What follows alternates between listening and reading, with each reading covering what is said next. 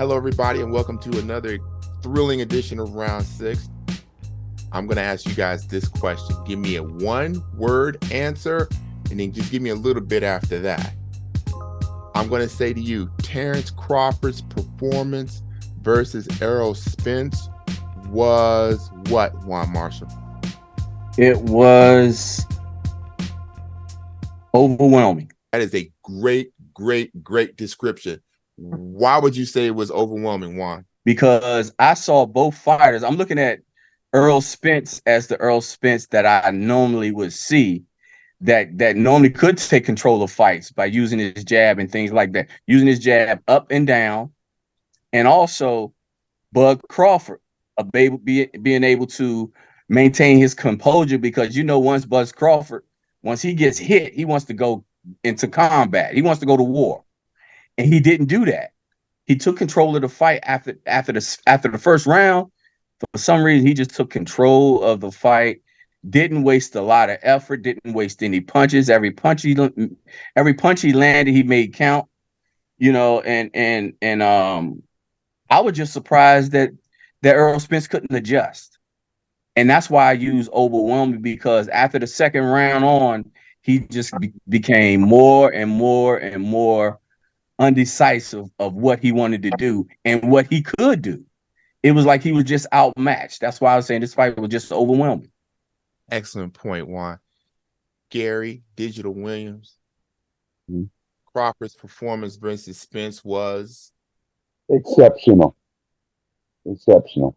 It was the best performance I have seen, single performance I've seen since Bernard Hopkins beat Felix Trinidad. It was that good. It was that dominating and that exceptional. Just fortunate to be in Madison Square Garden when Hopkins beat Trinidad, and when Crawford Spence ended, that was the first match that came to mind. No question about it. Henry, Discombobula, and Jones. Give me the one word that best describes Crawford's win over Spence Jr. I would have to say iconic. One for the ages.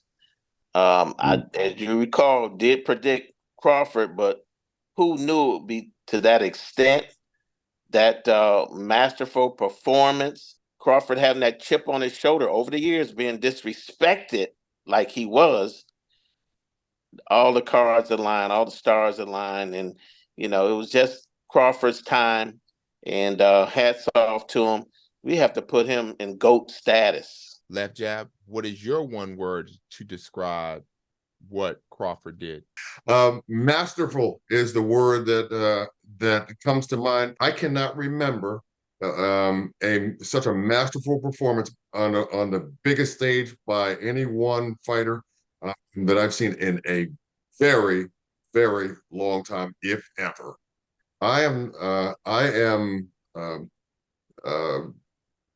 I was completely surprised with the ease at which Terrence Bud Crawford demonstrated his mastery of the sweet science.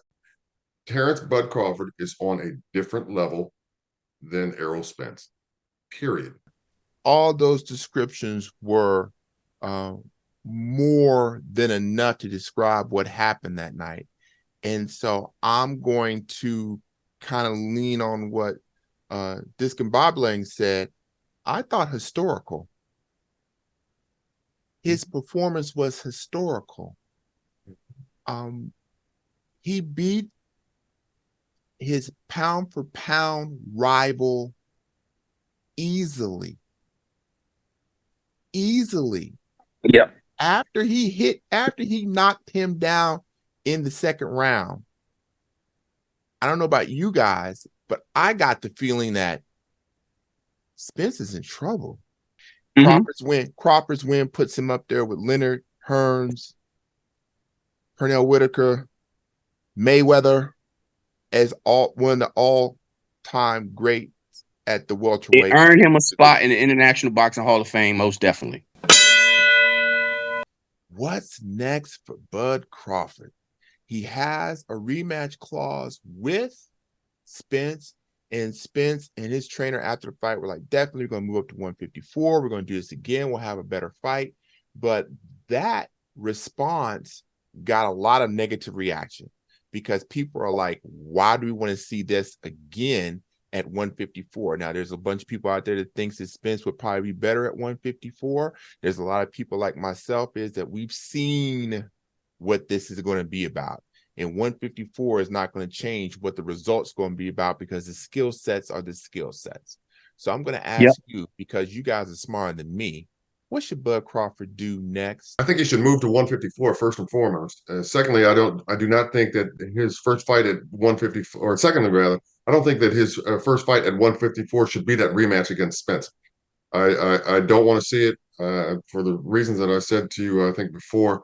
I don't think that it's going to change anything really in the way of a result at the end. It might be worse. I think that if he were to remain at 147, I don't think after having seen his performance against Spence that Crawford would have as much of a difficult time that Boots Ennis is necessarily ready for all that. Okay, ready for that smoke that would be coming at him. That's one. I think if he stayed at 147, there's obviously a Keith Thurman, but I don't think that one time would be much of a match for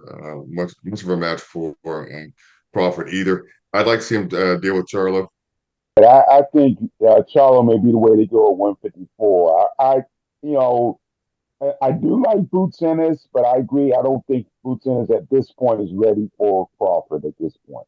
So I think the only real option he has is Charlo at 154. So now it's Terrence Crawford. If he decides to move up or stay down, Boots Ennis has a harder time getting belts if Crawford still has them, because he's gonna have them all, and I don't think he can get them. He's not going to get those belts if Crawford decides to stay. And I think Crawford can stay at 147. But the money I think is going to be at 154 when he challenges Charlo.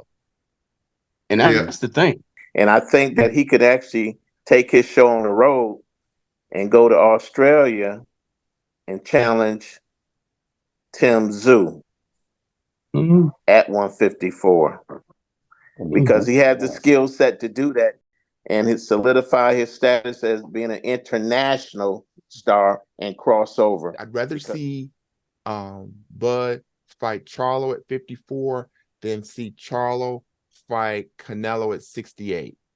Yeah. We all love Jerron Boots Ennis. We know how talented he is and everything, but he needs to go through the fire a little bit more before he steps into that fire. Agreed. Look how fight with him and Keith Thurman would be an excellent fight to see where he is in the hierarchy. That's right. Yeah. Right. He might stop Keith Thurman. Yeah, he might. Probably. We need to see that though, because we haven't seen him. We haven't seen him fight anybody that's top level yet. And that's going to do it for this thrilling edition of Round 6. You need to check out Weigh In Sports TV. You should do that on YouTube. That's our good friend Left Jab Lamont's channel.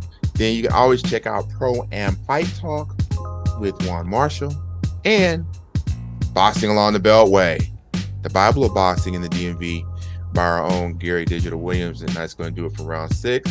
And we will see you next time.